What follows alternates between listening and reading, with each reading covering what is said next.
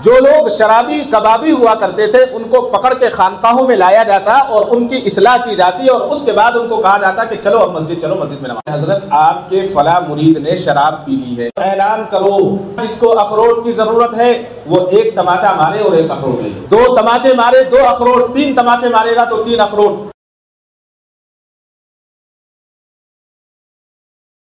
الحمد لله نحمده ونستعينه ونستغفره ونؤمن به ونتوكل عليه ونعوذ بالله من شرور أنفسنا ومن سيئات أعمالنا من يهده الله فلا مضل له ومن يضلله فلا هادي له ونشهد أن لا إله إلا الله وحده لا شريك له ونشهد أن سيدنا وسندنا وشفيعنا وحبيبنا ومولانا محمدا عبده ورسوله أما بعد فأعوذ بالله من الشيطان الرجيم بسم الله الرحمن الرحيم ألا إن أولياء الله لا خوف عليهم ولا هم يحزنون صدق الله مولانا العظيم وصدق رسوله النبي الكريم وعلى آله وأصحابه وأزواجه وذرياته وأهل بيته أجمعين والحمد لله رب العالمین۔ خودی کو کر بلند اتنا، خودی کو کر بلند اتنا کہ ہر تدبیر سے پہلے خدا پوچھے بتا بندے کہ اب تیری رضا کیا ہے۔ محترم حضرات، بزرگوں اور دوستو، قرآن کریم کی ایک آیت آپ کے سامنے تلاوت کی ہے، الا ان اولیاء اللہ لا خوف علیہم ولا هم یحزنون، جس کا ترجمہ یہ ہے سنو اللہ کے ولیوں پر نہ کوئی خوف ہوگا نہ وہ غمگین ہوں گے۔ یہ موضوع نہایت بے انتہا، اس کو کمزور کہوں یا نازک کہوں، نازک کہا جائے تو بہتر ہے۔ اتنا نازک موضوع ہے یہ جو اس کے متعلق بات عرض کی گئی ہے کہ کہتے ہوئے، بتاتے ہوئے، بولتے ہوئے ڈر لگتا ہے۔ حضرت حبیب الامت رحمۃ اللہ علیہ بارہا اکابرین کے واقعات سنایا کرتے تھے، اولیاء کے، بزرگوں کے، خانقاہوں کے واقعات ہم سنا کرتے تھے۔ حضرت کے وصال کو 4 سال سے زائد کا عرصہ ہو گیا ہے، لیکن اس موضوع کی نزاکت کو دیکھتے ہوئے میں نے کبھی کوئی جملہ اپنی زبان سے نکالنے کی ہمت نہیں کی، اس لیے کہ موضوع اتنا نازک ہے اور اس موضوع کو اتنا غلط استعمال کیا گیا ہے اور اس کو اتنا بدنام کر دیا گیا ہے کہ آج سمجھنے سے آدمی قاصر ہے۔ صحیح کیا ہے، غلط کیا ہے، ہم سمجھ نہیں پا رہے ہیں، اس لیے کہ زمانے کے ساتھ ساتھ حالات بدلے، موسم کے ساتھ ساتھ ساری چیزیں بدلتی چلی گئی۔ پہلے آدمی کا رات کو کھیلنے کا تصور نہیں تھا، آج رات کو لائٹوں کے اندر انسان کھیلتا ہے، یعنی زمانہ بدلا، حالات بدل گئے۔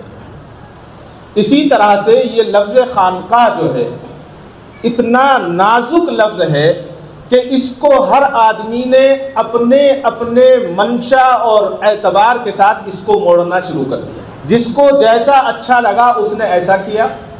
خانقاہ کی تفصیل میں جاؤں گا، خانقاہ کس کو کہتے ہیں۔ سب سے پہلے تو یہاں ہم جائیں، اللہ کے ولی کس کو کہتے ہیں؟ اللہ کا ولی اس کو کہا جاتا ہے جو اللہ سے ڈرنے والا ہو اور اللہ سے تعلق رکھنے والا ہو۔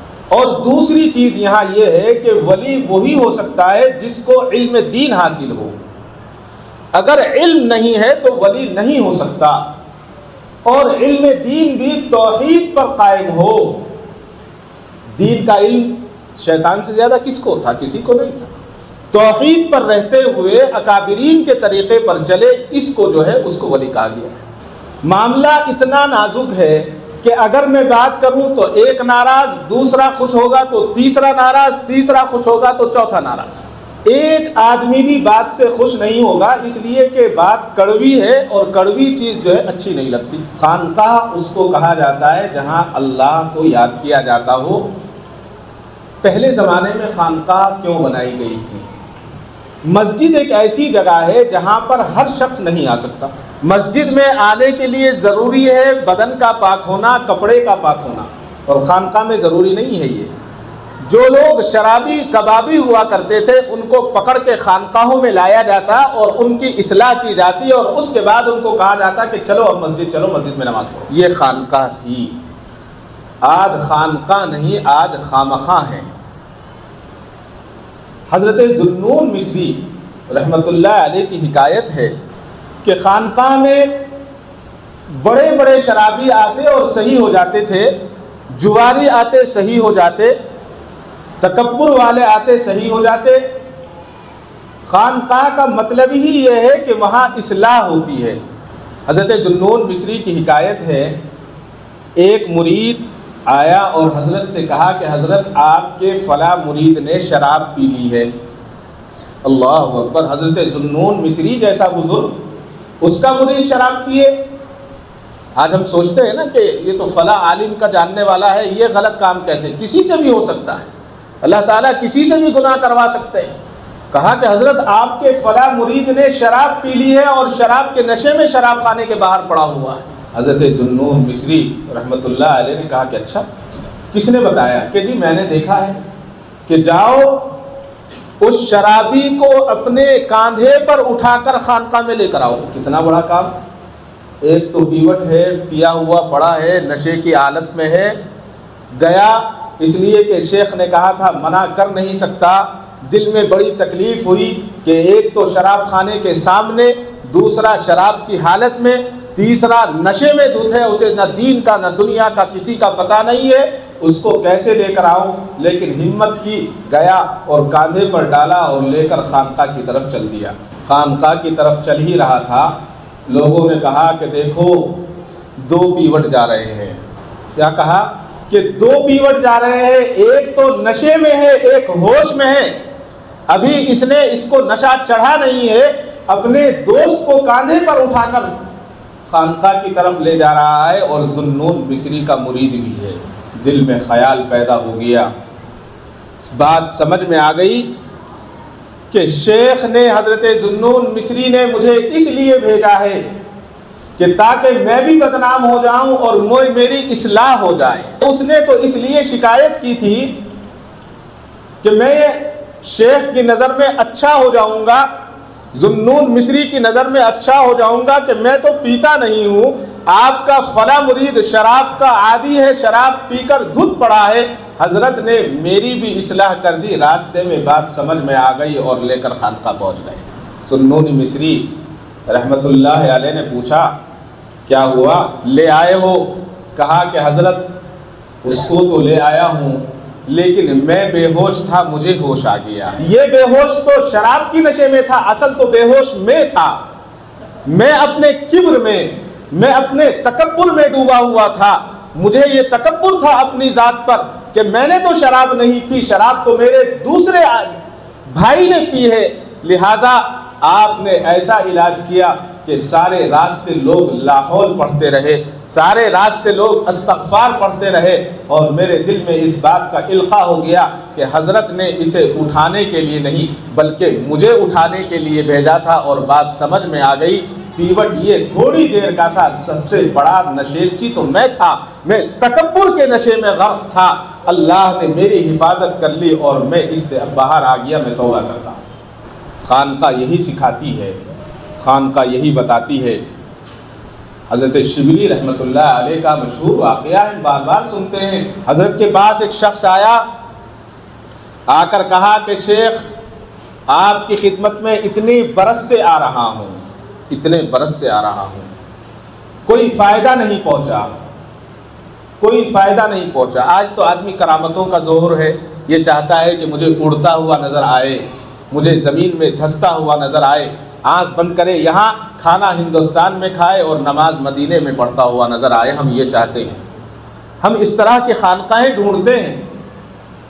تو حضرت شبلی رحمۃ اللہ علیہ کا مرید کہا کہ حضرت فائدہ نہیں ہوا۔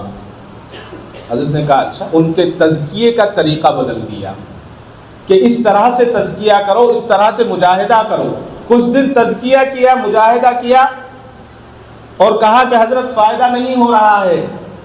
حضرت نے کہا کہ اچھا، غور کیا، تدبر کیا، سمجھ میں بات آ گئی کہ دل میں تکبر ہے، تکبر کی وجہ سے فائدہ نہیں ہو رہا ہے۔ کہا کہ ایک اخروٹ کا ٹوکرا لے لو اور فلاں محلے میں چلے جاؤ۔ محلے کا نام ایسا بتایا جہاں ان کے چاہنے والے، ان کے مریدین زیادہ تھے۔ فرمایا کہ وہاں جاؤ اور اعلان کرو، جس کو اخروٹ چاہیے مفت میں آئے اور اخروٹ لے۔ اخروٹ اس زمانے میں ملتا نہیں تھا، ہر جگہ دستیاب نہیں تھا، قدیم زمانہ، اور عرب کی زمین پہ اخروٹ پیدا نہیں ہوتا تھا۔ کہا کہ حضرت اخروٹ بانٹنا ہے۔ کہا کہ بانٹنا ہے، لیکن طریقے سے۔ کیسے طریقے سے؟ کہا کہ کہنا جس کو اخروٹ کی ضرورت ہے وہ ایک تماچا مارے اور ایک اخروٹ لے لے، ایک تماچا مارے اور ایک اخروٹ لے لے، دو تماچے مارے، دو اخروٹ، تین تماچے مارے گا تو تین اخروٹ، جتنے تماچے مارو گے اتنے اخروٹ ملیں گے۔ بات سمجھ میں آ گئی۔ کہا کہ واقعی حقیقت یہی ہے کہ دل میں تکبر ہے، دل یہ چاہتا ہے کہ لوگ ہمیں بڑے بڑے القابات سے پکاریں، لوگ ہمیں آداب سے پکاریں، لوگ ہمیں سلام کریں، ہم کسی کا اکرام نہ کریں۔ اسلام نے تو یہی سکھایا ہے کہ دوسرے کا اکرام کرو، وہ تمہارا اکرام کرے گا۔ اللہ کے نبی صلی اللہ علیہ وسلم کی سیرت نے یہی تو ہمیں سکھایا ہے۔ اللہ کے نبی صلی اللہ علیہ وسلم جب کسی راستے سے گزرتے تو چھوٹے چھوٹے بچوں کو سلام کیا کرتے تھے۔ یہ اللہ کے نبی صلی اللہ علیہ وسلم کی سیرت تھی۔ اور ہم دیکھتے ہیں جب ہم ایک مرتبہ یا دو مرتبہ چھوٹے سے بچے کو سلام کریں گے تو آپ کو تیسری مرتبہ اس کو سلام کی ضرورت نہیں رہے گی، بلکہ وہ آپ کا آنے کا انتظار کرتا رہے گا کہ کب آئے، اور وہ آپ کو آنے سے پہلے آپ کو وہ سلام کر دے گا بچہ۔ خانقاہوں میں یہی سکھایا گیا ہے۔ سب سے پہلے خانقاہ میں سکھایا جاتا ہے تکبر کو ختم کیا جائے، غرور کو ختم کیا جائے، انا کو ختم کیا جائے، اور جب تکبر، غرور اور انا ختم ہو جاتی ہے تو انسان کامل اور مکمل ہو جاتا ہے۔ حضرت حبیب الامت رحمۃ اللہ علیہ ہمیشہ فرمایا کرتے تھے کہ انسان مٹی سے بنا ہے، اور مٹی کی صفت یہ ہے کہ اوپر کو نہیں جاتی بلکہ نیچے کو جاتی ہے، اور جب جو چیز اس کے مقام پر باقی رہتی ہے تو وہ کامیاب رہتی ہے۔ اگر ہم مٹی کو ہوا میں پھیلائیں گے، اوپر آسمان کی طرف اڑائیں گے، تھوڑی دیر کے لیے تو اڑ سکتی ہے، لیکن چند سیکنڈ اور چند لمحوں کے بعد وہ زمین میں ہو جاتی ہے۔ اور زمین میں بھی ایسی ہوگی کہ ایک جگہ نہیں بیٹھے گی بلکہ وہ بکھر جائے گی اور اس کا وجود ختم ہو جائے گا۔ اور جب یہی مٹی ایک جگہ پڑی رہے گی تو وہ مٹی کامیاب اور کامران رہے گی۔ دوسرا، خانقاہوں میں دنیا سے، دنیا کی مال سے محبت کو دل سے نکالنا سکھایا جاتا ہے۔ اگر مال کی محبت ہے تو پھر خانقاہ میں رہنے کا کوئی فائدہ نہیں۔ مشہور واقعہ ہے تھانہ بھون میں، حضرت تھانوی رحمۃ اللہ علیہ جس گاؤں کے ہیں، وہاں ایک فقیر رہا کرتا تھا، اور اس زمانے میں 1 روپے کا سکہ بڑا سکہ ہوا کرتا تھا۔ 1 روپے کے اس نے 200 سکے جمع کیے مانگ مانگ کر، اور روز وہ سکوں کو نکالتا اور نکال کر گنتا، اور گننے کے بعد ایک ڈبے میں ڈال کر پھر زمین میں ایک اس نے گڑھا بنا رکھا تھا، اس گڑھے کے اندر چھپا دیا کرتا تھا۔ روزانہ کا معمول۔ جب انسان کو مال سے محبت ہوتی ہے تو آپ نے دیکھا ہوگا کہ جیب سے نکال کر بار بار گنتا ہے۔ تو کچھ بچوں نے، نوجوان بچوں نے دیکھ لیا کہ فقیر نے ایک گڑھا بنایا ہے اور اس کے اندر کچھ مال چھپا رکھا ہے۔ وہ کہیں گیا تو اس جھوپڑی میں جا کر اس پیسے کو نکالا، اور نکالنے کے بعد اس کو چھپا لیا، اور بہترین کھانوں کا انتظام کیا اسی پیسے سے، اور اس فقیر کے پاس گئے اور کہا کہ آپ کی بھی دعوت ہے چچا، آپ آ جائیے، آپ ہمارے یہاں آ کر جو ہے کھانا کھا لیجیے، ہم بچوں نے، نوجوانوں نے دعوت کا انتظام کیا ہے۔ وہ بڑے میاں، وہ فقیر جن کو پیسوں سے محبت تھی، وہ گئے اور جا کر دیکھا کہ بڑے لذیذ کھانے، بڑے اچھے کھانے دسترخوان پر چنے ہوئے ہیں، دسترخوان پر لگے ہوئے ہیں، کھانا شروع کر دیا۔ بڑا خوش ہوا، کہا کہ بھائی بڑے اچھے کھانے بنے ہیں، بڑے اچھے کھانے بنے ہیں، یہ بتاؤ کہ کس چیز کی دعوت ہے، کس چیز کی دعوت ہے؟ اب وہ بچے نوجوان ہنسے اور کہیں کہ حضرت آپ کھائیے، چچا آپ کھائیے، آپ کی جوتیوں کا طفیل ہے، آپ کھائیے، آپ کی جوتیوں کا صدقہ ہے، آپ کھائیے۔ بڑے میاں کھا رہے ہیں اور خوش ہو رہے ہیں۔ ایک نوجوان ہنسنے لگا اور کہا کہ حضرت کھائیے، آپ ہی کا تو صدقہ ہے، آپ ہی کا مال ہے۔ بڑے میاں کو شک ہو گیا کہ کہیں ان کو میرے پیسوں کا تو پتہ نہیں چل گیا ہے اور میرے پیسے ہی سے انہوں نے دعوت تو نہیں کی ہے۔ کھانا بھول گیا، دوڑتا ہوا گھر پہنچا، دیکھا کہ گڑھا کھدا ہوا ہے، پیسے غائب ہیں۔ کوئی کہانی نہیں، یہ واقعہ ہے سچا۔ اس کو دیکھنے کے بعد صدمہ برداشت نہیں ہوا، وہیں اس کا انتقال ہوا۔ آنے کے بعد تدفین ہوئی، لوگوں میں بڑا افسوس ہوا کہ بھائی اس پیسے کی وجہ سے اس کے ساتھ یہ حادثہ پیش آیا ہے۔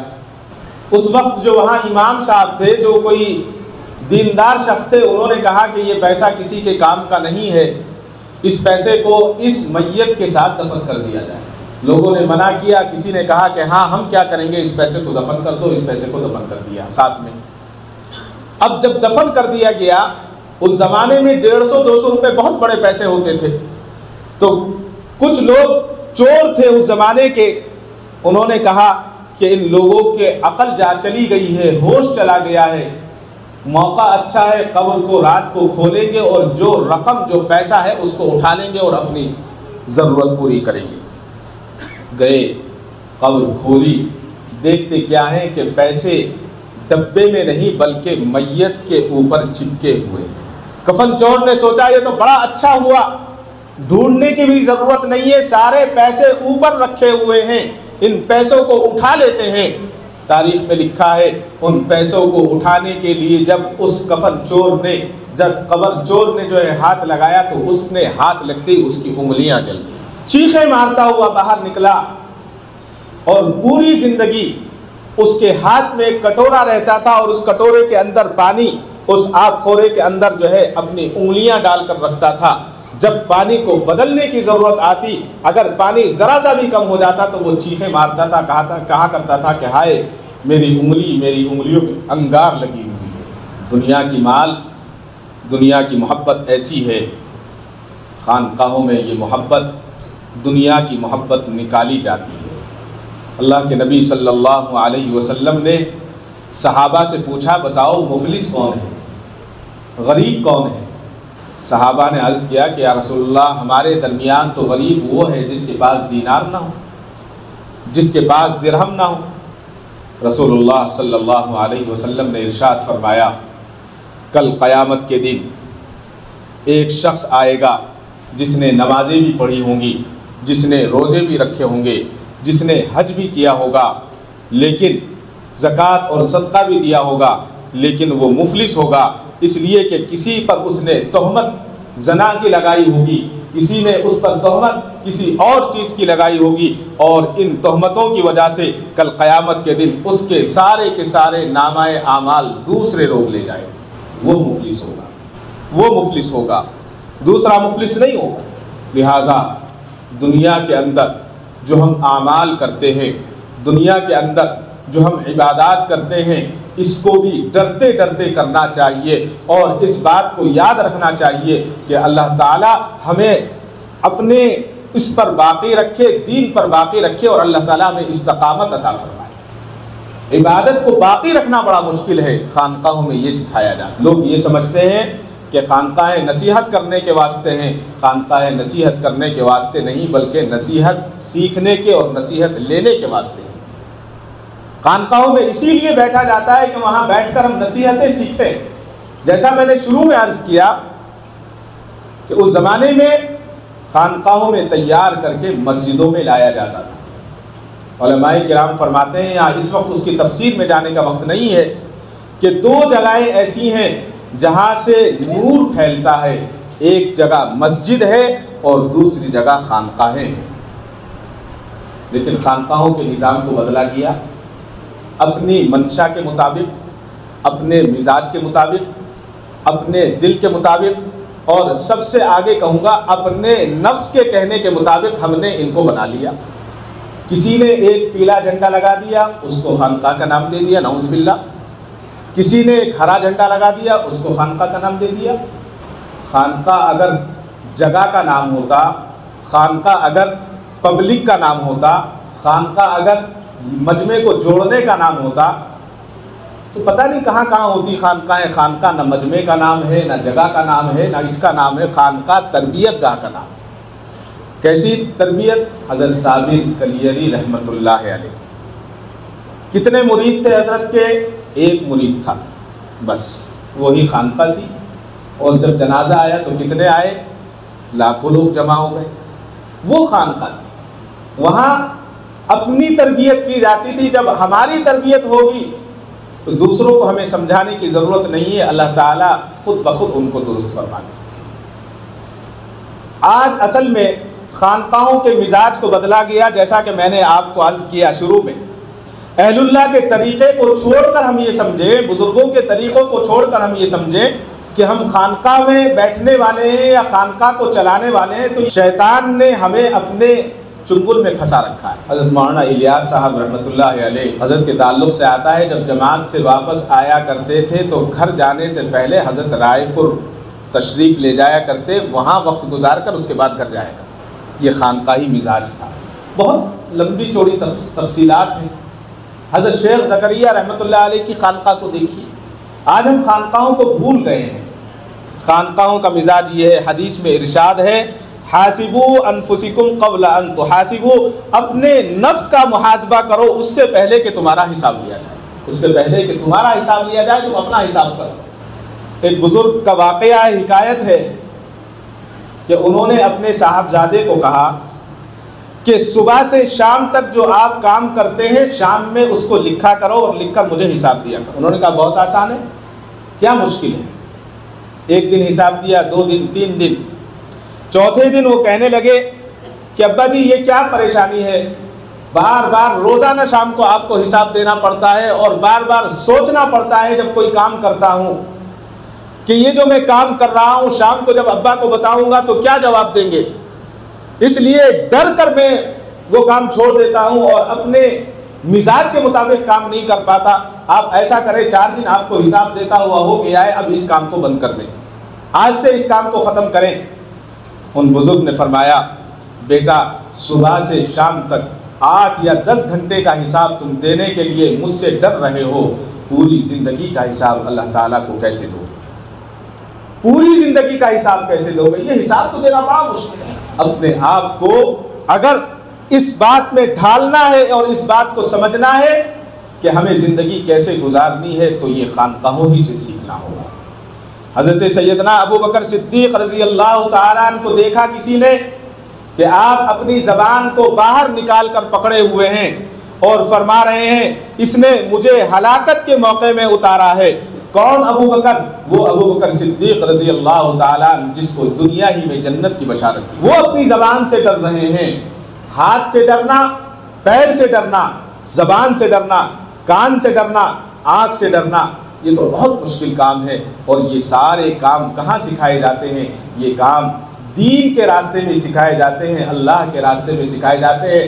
جو بچے چھوٹے ہیں وہ مدرسوں میں جا کر سیکھتے ہیں، جو بچے اور درمیانی ہیں جن کے اندر یہ طاقت ہے کہ وہ جماعتوں میں جا کر سیکھتے ہیں، اور جو جماعتوں میں نہیں جا سکتے، جن کے پاس وقت نہیں ہے، وقت تو نکالنا پڑتا ہے، ان کو ہفتے میں، 10 دن میں، مہینے میں یا سال میں 2-4 دن وہ کہیں خانقاہوں میں جا کر اس کو سیکھنا چاہیے اور سکھایا جاتا ہے۔ خانقاہوں کا مطلب ہی یہ ہے۔ خانقاہوں کا مطلب یہ نہیں ہے کہ آدمی جائے اور کھائے اور سوئے آ جائے۔ حقیقت یہ ہے کہ آج پیر بھی نہیں رہے۔ آج ہر خانقاہ کا پیر، ساری خانقاہیں اس میں شامل نہیں ہیں، منگل، چہار شنبہ، جمعرات ہو گئے ہیں، پیر نہیں ہے۔ پیروں کو دیکھنا تھا تو پیر تھے جو اللہ نے اپنے پاس بلا لیا۔ واقعی ان کے اندر جو عاجزی، جو انکساری ہوا کرتی تھی، ہم اس کو اب سوچتے ہیں تو یقین سا نہیں ہوتا۔ حضرت حاذق الامت علیہ الرحمہ ایک مرتبہ تشریف لائے، یہاں قیام فرمایا۔ قیام فرمانے کے بعد حضرت کو جب واپسی تھی، مجھے اچھی طرح سے واقعہ یاد ہے، تو حضرت نے حضرت والد صاحب سے کہا کہ مولانا فلاں ہاسپٹل کہاں ہے؟ پوچھا حضرت کیوں، کیا بات ہے؟ کہ وہاں ایک صاحب بیمار ہیں، ان کو دیکھنے کے لیے جانا ہے، عیادت کے لیے جانا۔ ٹھیک ہے، حضرت ساتھ میں چل دیے، حضرت کو لے کر ہاسپٹل پہنچے۔ پتہ نہیں کہاں ہاسپٹل تھا، وہ نرسنگ ہوم تھا ایک۔ وہاں حضرت نے عیادت کی، ان کو بڑی دعائیں دی۔ دعائیں دینے کے بعد کہا کہ اب آپ اچھے ہو جائیں گے، آپ پریشان نہ ہوں، اور سب سے کہا کہ جاؤ باہر جاؤ، میں آ رہا ہوں۔ عجیب بات ہے، سارے باہر چلے گئے تو حضرت والد صاحب نے دیکھا کہ حضرت نے اپنی شیروانی میں ہاتھ ڈالا اور اتنے سارے نوٹ نکال کر حضرت نے ایسے کر کر ان کے تکیے کے نیچے رکھ دیے۔ حضرت نے کہا کہ یہ تم استعمال کر لو۔ وہ منع کر رہے ہیں وہ صاحب۔ حضرت نے کہا کہ نہیں، اسپتال میں ہو، یہ تمہارے لیے ہے، اور رکھ کر فوراً باہر واپس آ گئے۔ یہ تھے بزرگان دین، دین بھی سکھا رہے ہیں اور اپنی دنیا بھی لٹا رہے ہیں۔ اللہ اکبر۔ آج کیا ہوتا ہے، بات یاد آ گئی، طویل نہ ہو جائے، مختصر کرتے ہوئے آپ کو سنا دوں۔ بہت ساری جگہیں تو ایسی ہیں جہاں پر پیر مرید کرنے کے لیے فیس لیتا ہے۔ بہار میں ایک علاقہ ہے، اس علاقے کے تعلق سے ایک صاحب نے بڑا عجیب واقعہ سنایا۔ عبرت ہے اس واقعے کے اندر، کہنے کو لطیفہ سا لگتا ہے لیکن عبرت ناک واقعہ ہے۔ کہا کہ ایک صاحب تھے، ان کا کام نہیں چلتا تھا، سوچا کیا کروں کیا کروں، بہت پریشان رہے۔ اس کے بعد ان کے خیال آیا کہ پیری مریدی شروع کر دوں، یہ سب سے اچھا کام ہے۔ بابا گیری دادا گیری اس میں پیسے نہیں لگتے، فری کا بھنڈوال ہے، آرام کے ساتھ جہاں چاہے شروع کر لوں۔ ایمان فروش ان کو اگر کہا جائے تو بیچانا ہوگا، ایمان کو بیچنے والے۔ تو وہ شخص کچھ لکھا پڑھا نہیں، جانتا نہیں، خود واقعہ سنا رہا تھا یہ۔ اس نے ایک جگہ کا انتخاب کیا، ایک مزار کا انتخاب کیا، کوئی اللہ کے ولی آرام کر رہے تھے، وہاں جا کر لیٹ گیا۔ صبح جا کر لیٹا، ظہر کی نماز ہو گئی، لیٹا رہا، عصر ہو گئی، لیٹا رہا، مغرب ہو گئی، لیٹا رہا، عشاء ہو گئی، لیٹا رہا۔ دو چار آدمی دیکھ رہے تھے، لوگوں نے کہا کہ بابا کچھ کھا لو، کچھ کھا لو، صبح سے لیٹے ہو۔ تو اشارہ آنکھ سے کر دیا اور پھر لیٹا رہا۔ اب کون آدمی صبح سے شام تک نہ پیشاب نہ کھانا نہ پینا اور لیٹا رہنا، یہ تو بہت بڑی کرامت ہے آج کے دور میں۔ رات جب ہو گئی، وہاں اندھیرا ہو گیا تو اٹھا، بستی سے باہر کہیں گیا، کچھ کھایا پیا اور پھر آ کر پھر لیٹ گیا۔ دوسرا دن پھر یہی گزرا۔ پھر ان لوگوں نے کہا کہ حضرت 24 گھنٹے ہو گئے، کچھ کھا لو، پھر اشارہ کر دیا۔ تیسرا دن پھر ہوا، انہوں نے کہا حضرت 3 دن ہو گئے ہیں، 3 دن سے کچھ نہیں کھایا، اب تو کھا لو، پیر پکڑ لیے، انہوں نے پھر اشارہ کر دیا، منع کر دیا، نہیں کھاؤں گا۔ پھر رات کو اٹھتا، باہر جا کر کھا کر آتا، پھر سو جاتا۔ جب 4 دن گزر گئے، چوتھے دن 3 آدمی آئے، انہوں نے حضرت کے پیر پکڑ لیے اور زبردستی حضرت کو اٹھا لیا۔ کہا کہ اتنی پہنچی ہوئی ہستی ہم نے کہیں نہیں دیکھی ہے، 4 دن ہو گئے ہیں۔ حضرت نے نہ پانی پیا، نہ کھانا کھایا، نہ پیشاب کیا۔ گھر کو لے گئے، گھر کو لے جا کر کہا کہ حضرت یہاں ایک پیر صاحب ہیں، بڑے پیر ہیں، کئی سو ان کے مریدین ہیں، ہم لوگ ان کے خلاف ہیں، ہم کو ایک پیر کی تلاش تھی، آج آپ ملے ہیں، آپ ہمیں مرید کر لیجیے۔ اب حضرت کو مرید کرنا آئے تو کرے نا۔ حضرت نے کہا کہ ٹھیک ہے، کرتا ہوں، بعد میں کرتا ہوں۔ ایک دن کھائے پیے، آرام سے رہے، 2 دن کھائے۔ تیسرے دن پیر صاحب کی مصیبت آئی، جمعرات کا دن تھا۔ انہوں نے کہا کہ حضرت جو دوسرے پیر صاحب ہیں وہ ذکر کراتے ہیں، عالم بھی ہیں، آپ بھی ذکر کرائیے، ہم 3 آدمی ہی ذکر کریں گے۔ کوئی بات نہیں، ذکر زندگی میں نہیں سنا، زندگی میں پتہ نہیں ذکر کس کو کہتے ہیں۔ اس نے کہا کہ اچھا، ذکر تو کرا دوں گا، لیکن ذکر کرنے کا کچھ اور ہمارا طریقہ ہے۔ ایک طریقہ یہ ہے کہ جہاں وہ ذکر کراتے ہیں وہاں لے کر چلو، ہم دیکھیں گے پھر ذکر کریں گے۔ کہا کہ ٹھیک ہے۔ کہا کہ ایسے راستے سے لے کر جانا کہ ادھر سے وہ آئے، ایک طرف سے ہم جائیں، ہماری نظر ان سے ملنی چاہیے۔ ان کا یہ بھی ٹھیک ہے، وہ جنگل میں بیٹھ کر ذکر کرتے ہوں گے، اپنا طریقہ ہوگا ان کا، ہم غلط نہیں کہہ سکتے کسی کو۔ تو وہ حضرت جو ہے تقریباً 400 مریدین کے ساتھ جنگل میں گئے جہاں ان کی جگہ تھی ذکر کرنے کی۔ ادھر سے یہ آ رہے ہیں، ادھر سے سامنے سے یہ آئے اور آمنے سامنے آ کر کھڑے ہو گئے۔ انہوں نے یہ منظر بتایا، وہ ایسے بتا رہے تھے کہ ایسے کھڑے ہوئے جیسے 2 پارٹیوں کے دشمن کھڑے ہوتے ہیں یا گنڈے کھڑے ہوتے ہیں، اور آ کر آمنے سامنے کھڑے ہو گئے۔ کھڑے ہو کر مسلمان جب ملتا ہے تو کیا کرتا ہے؟ سلام کرتا ہے، خیریت پوچھتا ہے۔ لیکن یہاں تو شیطان نے دونوں کو اکسا رکھا تھا۔ جب کھڑے ہو گئے آ کر، یہ ان کو دیکھ رہے ہیں، یہ ان کو بول کوئی نہیں رہا ہے۔ چند منٹوں کے بعد جو عالم دین تھے انہوں نے ان کو گھور کر کہا کہ کیا ہے تیرے پاس، کیا ہے تیرے پاس؟ اب کچھ ہو تو بولے نا۔ انہوں نے فوراً ان کی گریبان پکڑا اور نیچے گرا دیا، اور گرا کر مارنا شروع کر دیا، کہا کہ لے صابر کا جلال، لے صابر کا جلال، لے صابر کا جلال۔ اب ادھر مار رہے ہیں، ادھر پٹ رہے ہیں، اب سارے خاموش کھڑے ہیں دونوں کے دونوں۔ ادھر کے مریدین ادھر آ گئے سارے کے سارے۔ اندازہ یہ ہوا کہ آنے والا یہ نہیں سوچتا کہ ہمیں کیا سیکھنے کے لیے جانا ہے۔ خانقاہ میں جانے کا مقصد یہ نہیں ہے کہ کوئی بڑی بڑی پگڑیاں ہوں، بڑے بڑے جبے ہوں، بڑی بڑی داڑھیاں ہوں، یہ مقصد نہیں ہوتا ہے خانقاہ۔ خانقاہ میں جانے کا مطلب یہ ہوتا ہے کہ ہمارے دل صاف ہو جائے، اللہ کے ذکر کی ضربوں سے ہمارے دل صاف ہو جائے، کسی طرح سے ہم اپنے آپ کو مصفا کر لیں اور ہماری ذات سے دوسرے کی ذات کو فائدہ پہنچے۔ یہی خانقاہوں میں سکھایا جاتا ہے۔ لیکن جب انسان صرف جستجو میں لگا رہتا ہے تو کوئی فائدہ نہیں ہوتا۔ حضرت حبیب الامت رحمۃ اللہ علیہ ہنسا کرتے تھے اور واقعہ سنایا کرتے تھے گنگو کی خانقاہ کا کہ انسان چوری چھوڑ دیتا ہے، ہیرا پھیری نہیں چھوڑتا۔ حضرت کے یہاں ایک شخص آیا اور اس نے حضرت سے بیعت کی اور کہا کہ حضرت مجھے بیعت کر لیں۔ اس زمانے میں بیعت آسانی سے نہیں، کئی سالوں کے بعد بیعت کیا کرتے تھے۔ آج تو پیر صاحب گھومتے ہیں کہ آ جاؤ بیعت ہو جاؤ، آج کا زمانہ بدل گیا ہے۔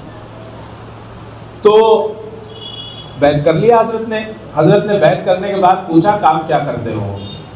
اب وہ خاموش۔ کہا کہ بھائی بتاؤ۔ اس نے کہا حضرت چوری کرتا ہوں۔ استغفر اللہ۔ حضرت نے کہا بھی پھر تو میں آپ کو بیعت نہیں کر سکتا، آپ چوری کرتے ہیں کہ نہیں حضرت آج سے چھوڑ دیتا ہوں چوری کرنا۔ کہا کہ اچھا ٹھیک ہے، چوری کرنے سے توبہ کر لو، آج کے بعد چوری نہیں کرو گے۔ توبہ کر لی۔ سب کو پلنگ دے دیے گئے سونے کے لیے، آنگن کے اندر پلنگ ڈالے جاتے تھے، کھاٹ جو ہوتی ہے، سب سو گئے۔ اب چور تھا، چوری کی عادت تھی، بڑا پریشان، رات کو کھجلی ہو رہی ہے، کیا کروں، چوری کر نہیں سکتا۔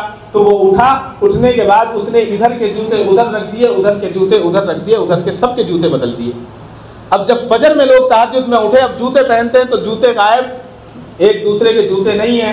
اب حضرت بھی آ گئے۔ حضرت نے کہا کہ بھائی کیا ہوا؟ کہ حضرت پتہ نہیں جوتے کہاں چلے گئے، مل نہیں رہے ہیں۔ حضرت نے کہا اسے لاؤ بلا کے، وہ جو کل بیعت ہوا تھا اسے لایا گیا۔ کہا حضرت نے کہ دیکھو اسے ہی کہتے ہیں چور چوری چھوڑ دیتا ہے، ہیرا پھیری نہیں چھوڑتا۔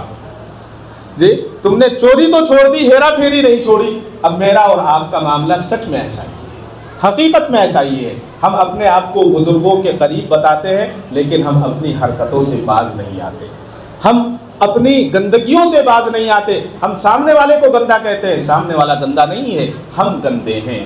حضرت ذوالنور مصری کا جو میں نے واقعہ بتایا، اس نے حضرت سے جا کر شکایت کی کہ فلاں مرید نے شراب پی ہے۔ حضرت نے کہا اٹھا کر لاؤ، لایا، سارے محلے میں بدنام ہو گیا کہ دو پیوٹ جا رہے ہیں، اس کی اصلاح ہو گئی۔ لہٰذا یہ موضوع بہت نازک موضوع ہے، اس موضوع پر گفتگو کرنا اپنے آپ کو پریشانی میں ڈالنا ہے آج کے موضوع پر۔